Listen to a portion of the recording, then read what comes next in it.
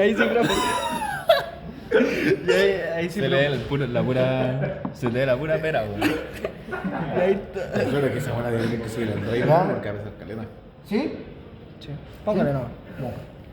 Ya mis chiquilines, ahí tienen el módulo de ensamble de relés. ¿Ya? Lo importante de acá, la semana pasada medimos los relés.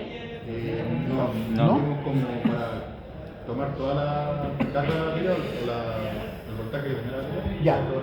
Vamos a hacer como que prácticamente no sabemos nada. Ya partimos desde cero.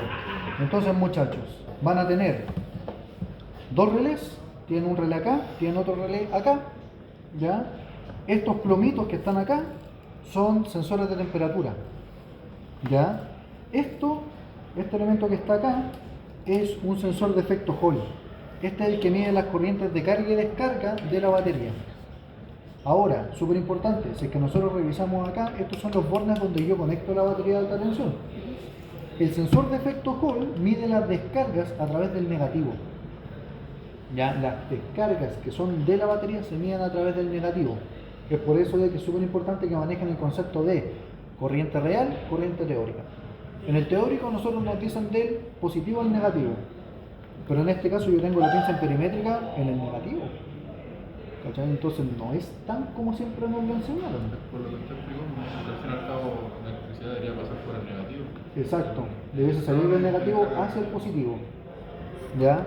Entonces ahí tenemos prácticamente el funcionamiento de esto mismo. ¿Ya? Entonces, sensor de efecto Hall, temperatura, temperatura, temperatura, relé, relé, resistencia de precarga.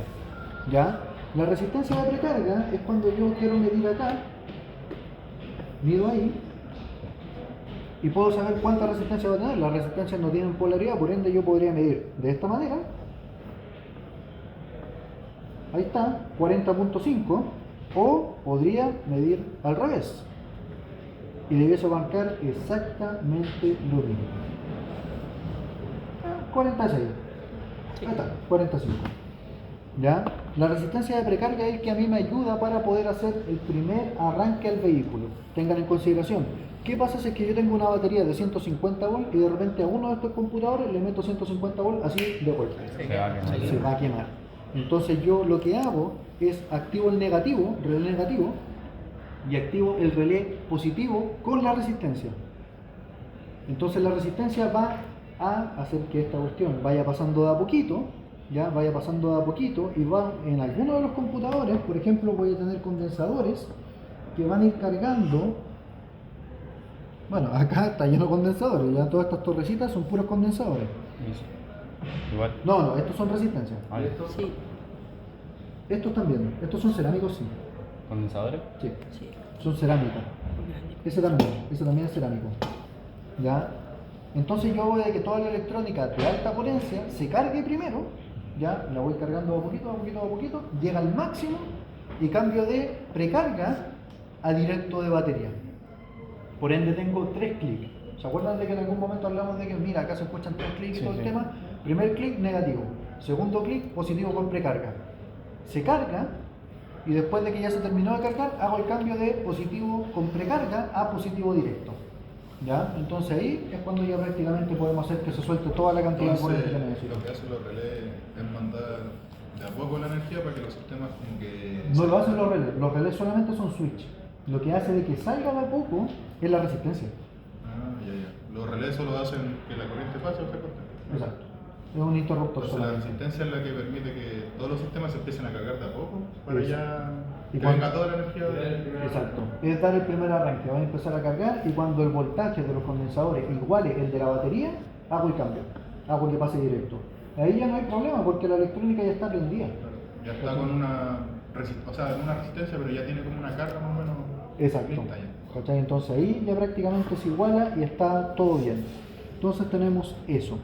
¿Ya? Los sensores de temperatura, en este caso en particular, son sensores de tipo NTC, son termistores. ¿Ya?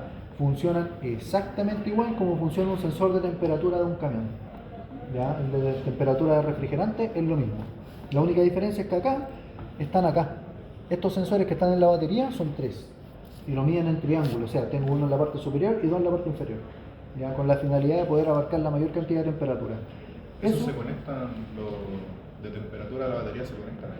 acá. De hecho se conectan ahí, ahí y acá.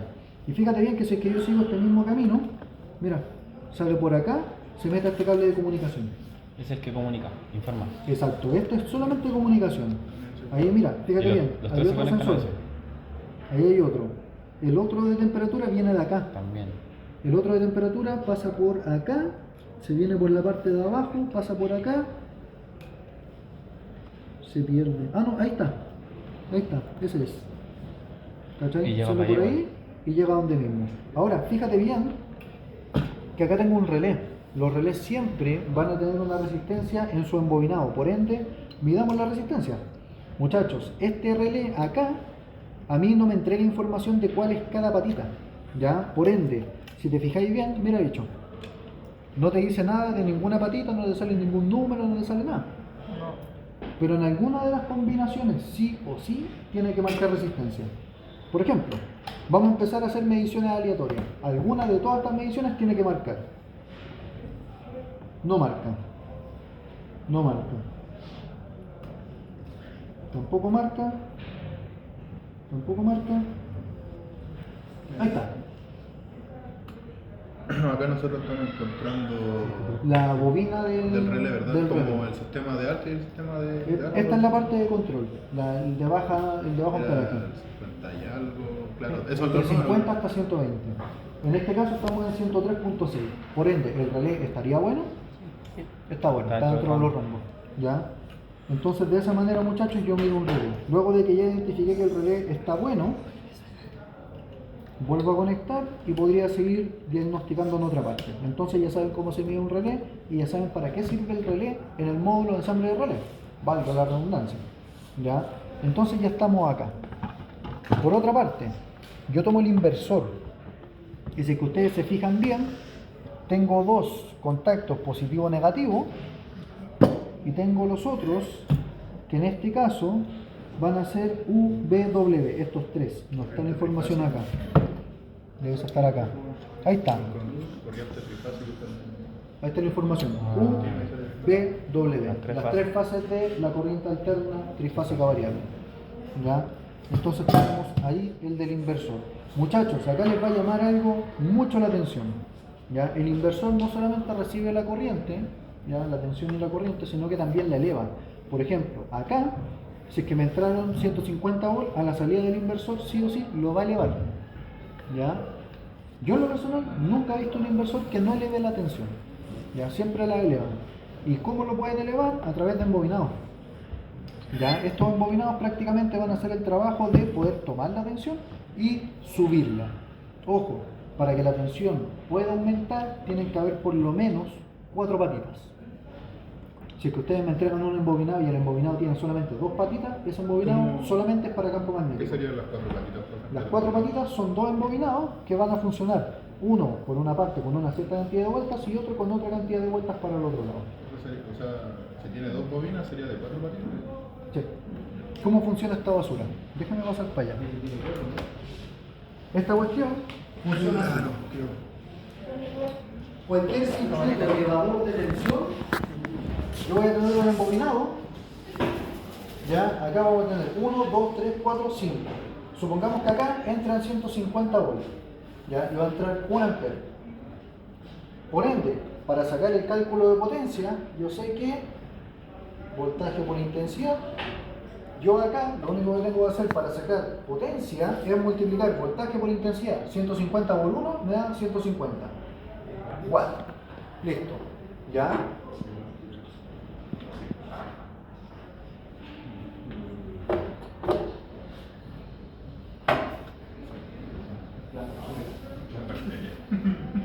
Entonces, mis chiquilines, fíjate bien acá. Cuando yo tengo esto mismo, del otro lado, las otras 2 patitas van a ser otros embobinados. Estos embobinados es que yo tengo, por ejemplo, potencia. Hay alguien que se llamaba Antonio Lavoisier, ¿ya? Dijo de que la energía no se crea ni se destruye, solo se transforma. Entonces, yo acá, por ley de potencia, debiese tener los mismos 150 watts, ¿cierto? Y ahí es donde viene la gran disyuntiva. Si yo tengo un embobinado que tiene la misma cantidad de vueltas que el segundo embobinado, la corriente se mantiene. Ya voy a tener la misma cantidad de voltaje, la misma cantidad de amperaje. Pero, si yo tengo el primario, acá tengo el secundario, si el primario tiene mayor cantidad de vueltas que el secundario, normalmente el voltaje tiende a bajar, prácticamente acá yo sacaría menos cantidad de voltaje. ¿Y eso por El primario tiene resistencia? más vueltas que el secundario. Así que el primario tiene más vueltas que el secundario. Tiene que ver con la resistencia, pero también con la capacidad inductiva. ¿Ya? Entonces, ¿qué es lo que pasa con esto? Supongamos, yo voy a borrar este embobinado y lo que voy a hacer es que a este embobinado le vamos a dar solamente esa cantidad de vueltas. El primario tiene mayor cantidad de vueltas, ¿cierto? El secundario tiene menos. Por ende, Entonces subiría. supongamos... ¿Cómo? ¿Subiría? No, pues basta. Ah, ok. Si el secundario tiene menos cantidad de vueltas, acá yo voy a sacar menos voltaje. Pero es acá en donde viene la otra parte.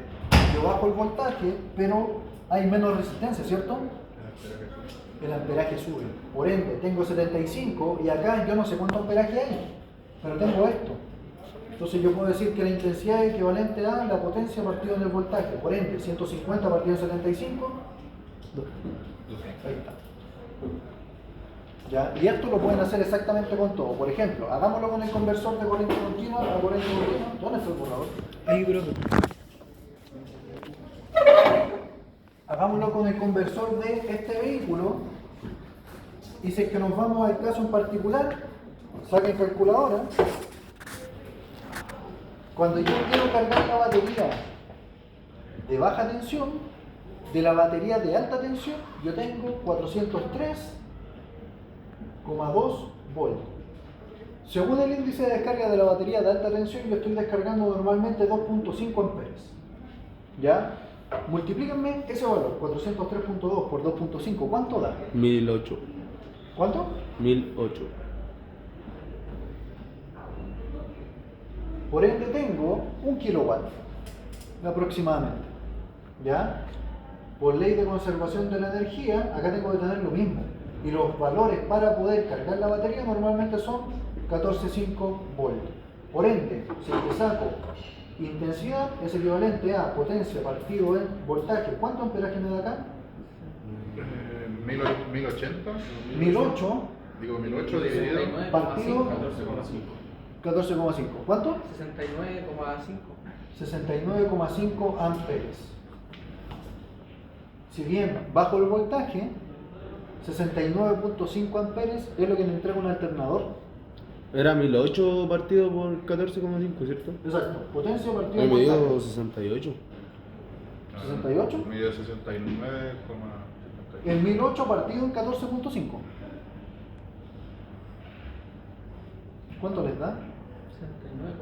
69,51. Ah, sí. ¿Sí? 69,51 con 2. Sí. Entonces, muchachos, si es que ustedes sacan un alternador de cualquier vehículo de combustión interna que sea de 12 volts, normalmente yo voy a tener que el rango máximo de carga que puede entregar ese alternador es a 14,5 volts y normalmente ronda los 70 amperes. Ahí está. De esa manera funciona un conversor. ¿Ya? Ahora, dentro de esto es para conversores, cuando yo bajo la tensión. Cuando bajo la tensión tengo que hacer esto. ¿Ya? Pero supongamos que yo tengo el inversor. El inversor me va a subir la cantidad de voltaje, pero también el inversor va a consumir caleta de amperaje. Por ende, en este caso yo ya no puedo tener esa cantidad, porque yo necesito meter el segundo embobinado en la salida que va hacia el motor trifásico. Por ende, lo que hago es aumentar la cantidad de vueltas en el secundario. Segundo. ¿Ya? Para que tenga más resistencia. En este caso va a poder generar mayor inducción, por ende si es que yo acá hago que pasen 150 volts, por ejemplo 25 amperes, supongamos, lo que yo voy a estar haciendo es, me sacan el cálculo de eso, 150 por 8, o sea 150 por 25, disculpa, ¿cuánto les da? 3750. 3.750. Estamos dentro de un rango más o menos, porque esa batería, la batería de Honda te suelta como máximo 3 kW. Entonces estamos más o menos por ahí. 3750. Y el motor en este caso va a funcionar con 500 volts. Entonces, ¿cuánto sería el amperaje disponible acá? 7,5. 7,5 amperes.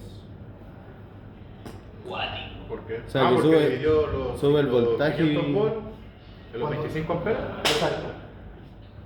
Sube el Acá, mira, voltaje multiplicas 150 por 25, te da este valor. Por ley de conservación de la energía, el valor acá tiene que ser igual. El valor de potencia. Pero, normalmente yo sé cuánto voltaje estoy elevando. Estoy pasando de tanto Y ahí voltaje a como tanto voltaje. supo que, porque ahí tengo 150 volts, ¿cómo supo que subió hasta 500 volts? Porque en este caso tengo mayor cantidad de vueltas en el segundo embobinado. ¿Pero esa fue como una estimación o...? No, porque mira, acá yo sé que el motor le tiene que llegar 500 volts, en el caso del Honda. ¿Ya? Entonces yo sé que la salida del inversor tiene Tiene que que ser salir. 500 volts. Ahora, lo que va a entrar al inversor normalmente es lo que te entrega como máximo la batería, 150 volts, aprox. Y la cantidad de amperaje es lo máximo que puede descargar la batería. La batería como máximo, durante un breve periodo de tiempo, te puede descargar 3750. Como este valor tiene que pasar para acá siendo igual, yo sé que el motor tiene que recibir 500 volts. Por ende, si es que tú sacas con este mismo cálculo intensidad partido en, o sea, intensidad es igual a potencia partido en voltaje, teniendo este valor que es potencia, y hacer el valor de voltaje, puedo sacar el valor de amperaje. ¿Cachai? Entonces, cuando yo quiero elevar la tensión, le pongo más vuelta. El amperaje va a bajar porque hay más resistencia, ¿cierto? Sí. Pero por ley de conservación de la energía, el voltaje tiene que aumentar. ¿Ya? De esa manera funciona. Entonces, si ustedes ven, por ejemplo, en un vehículo bencinero, cuando sacan las bobinas no tienen 2 cables. Tienen por lo menos 3.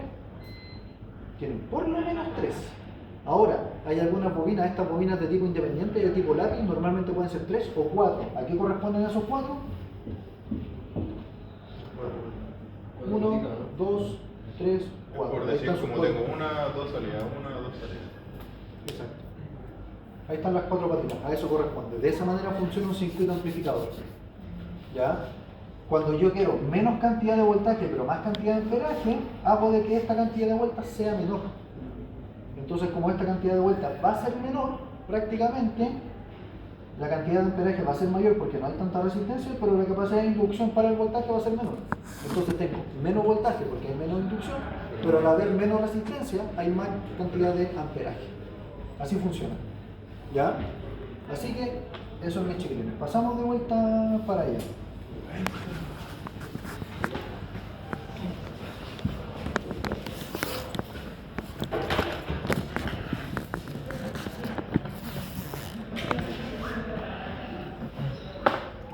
Entonces, ¿dónde pueden reconocer un embobinado? Ahora, dentro de no es el único embobinado que tenemos. ¿Ya? ¿Qué es lo que necesito saber de este inversor? En el inversor acá, estas plaquitas son los IGBT. ¿Ya? Esos elementos que están ahí son transistores de tipo IGBT. La próxima semana vamos a estar viendo cómo funciona un inversor. ¿Ya? Ahí tengo los IGBT, ahí también tengo, y ahí también tengo. Si es que tú te fijas bien, tengo 1, 2, 3, 4, 5, 1, 2, 3, 4, 5, 6. Entonces tengo 5 patitas por un lado, 6 por el otro. Acá, 1, 2, 3, 4, 5, lo mismo, y acá exactamente lo mismo. ¿Ya? ¿Por qué? En cierto sentido, los IGBT lo que hacen es transformar de corriente continua a corriente alterna. Ustedes cuando tienen transformación de alterna a continua, es súper fácil, pues viejo. Le pongo un diodo, un rectificador, y hago que pase solamente el pulso positivo. El negativo lo ocupo solamente para cerrar el circuito, listo. Pero si es que yo me voy a este caso, funcionan con señales que son de tipo PWM. ¿Ya vieron PWM en actuadores sensores? Pulso, módulo. Ancho de pulso modulado. Ya, son Pulso. señales de ancho de pulso modulado. La próxima semana lo vamos a ver para no meterles tanta. ¿Ya? Pero en cierto sentido yo tengo, mira, fíjate bien, tengo los transistores, tengo condensadores, tengo un embobinado. Todos estos elementos chiquititos, que era lo que me decía el chicano, ¿cierto? Todos estos elementos chiquititos son microprocesadores. ¿Con qué finalidad? Viejo, yo acá tengo que hacer que fluctúen 3 variables. Lo primero, el voltaje. Tengo que saber cuánto voltaje se tiene que tirar hacia el motor. Por otra parte, tengo que saber cuánto amperaje yo necesito para poder empujar el motor. Y por otra parte, la frecuencia. La frecuencia lo hacen todos los microprocesadores. Tengo una cachada de microprocesadores. ¿Para qué? Para decir, está pasando el tiempo, ahora. En cierto sentido, la frecuencia, si es que yo tengo 1 Hz, normalmente 1 Hz no se asocia a una revolución. Normalmente son de 20 a 25 Hz, se asocian con una revolución. Entonces estoy haciendo 25 ciclos en un segundo para una revolución. Viejo, es súper poco. Es súper poco tiempo el que tienen, entonces tiene que ser muy exacto, por eso tanta electrónica. ¿Ya? Aparte de que, tal cual como estamos viendo ahí, prácticamente tengo que saber en qué fase voy a estar para poder saber dónde tengo que tirarle el campo magnético en primera instancia. Como yo sé todo el campo magnético que tiene que recibir o cuándo tirarlo, porque tengo un cable de comunicación. Este cable de comunicación se conecta directamente con todo el resto de los computadores, recibe y manda información para que estén todos, para que tengan el criterio unificado y prácticamente todos puedan saber en todo momento dónde está el motor. ¿Ya? Tengan en consideración, el resolver es el único sensor que va a estar dentro de un motor. ¿Ya? Ese resolver tiene que mandar la señal acá. La señal del resolver sí o sí sale hacia el inversor. Siempre. Entonces con eso yo sé dónde está el motor. El resolver lo único que hace es que si el motor está acá, el resolver está midiendo acá. Ah, ya, pasó por acá. Entonces debes estar entre este punto del resolver y este otro punto del resolver. Entonces cuando paso por acá, ya debes estar detectando el otro. Y así sé en todo momento cuándo y cómo se está moviendo el motor. ¿Ya? Específicamente, ¿qué parte del motor se va a mover? El rotor. El rotor, exacto. Entonces mido el rotor para saber en qué punto está. ¿Ya? Entonces eso es, muchachos. Si es que ustedes se fijan bien, yo acá voy a tener salidas en paralelo. Positivo, negativo, positivo, negativo, positivo, negativo, ¿cierto? ¿Para qué? Positivo, negativo para una fase, positivo, negativo para la segunda fase, positivo, negativo para la tercera fase. ¿Ya? Tengo 2 transistores por cada fase. Un transistor me tira el pulso positivo, otro transistor me tira el pulso negativo. Otro transistor me tira el segundo positivo, el segundo negativo y el otro tercer positivo, tercer negativo. Entonces si es que tengo positivo, negativo, positivo, negativo, positivo, negativo, si es que hago la transformación, tengo corriente trifásica. Ahí transformé de continua a trifásica. Es más complejo en realidad. La próxima semana tenemos que ver el diagrama, tenemos que ver bien cómo funciona y todo, pero eso es a grandes rasgos. Por otra parte, este elemento también es un inversor. ¿Ya? Este elemento también es un inversor. Pero acá, más que todo, si es que ustedes se fijan bien, teníamos 2 cables acá, ¿cierto? Positivo y negativo. ¿Cuántos cables están saliendo de ahí? 3. Listo. Inversor. ¿Y tiene bobina? Es lo mismo, ¿no? Sí. La única diferencia es que este elemento acá, si es que tú te fijas bien, no tiene tanta electrónica como ese.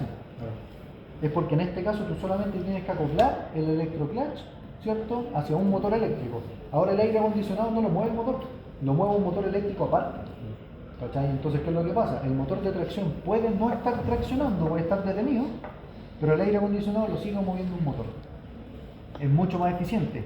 Datitos curiosos que hay que saber de acá. ¿Ven eso que está allá adentro? ¿Alcanzan a ver ese cartuchito? Sí. ¿Eso blanco? Eso blanco que está acá atrás. Hay un cartuchito ahí. Ahí, ese que está apuntando allá abajito. Ya lo veo. Un tubito. Ya. Es un tubito, no sé si es que se verá bien ahí. Ese que está como por acá, Atrás de los cables. atrás de los cables. De esa Ya, no. ese elemento de ahí,